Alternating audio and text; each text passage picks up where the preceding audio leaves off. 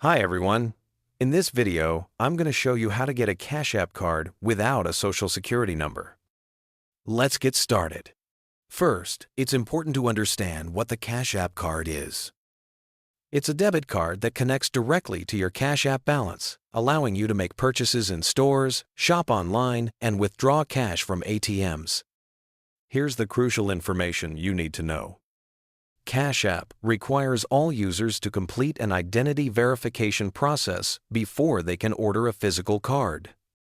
This verification process requires specific personal information, including your full legal name, your date of birth, your current mailing address, and the last 4 digits of your social security number. So, what does this mean for you? If you do not have a social security number or a valid government-issued ID, you will not be able to pass this verification step. Unfortunately, without successful verification, you cannot order or activate a Cash App card. You can still use the basic features of the Cash App without verification. However, your account will operate with significant limits.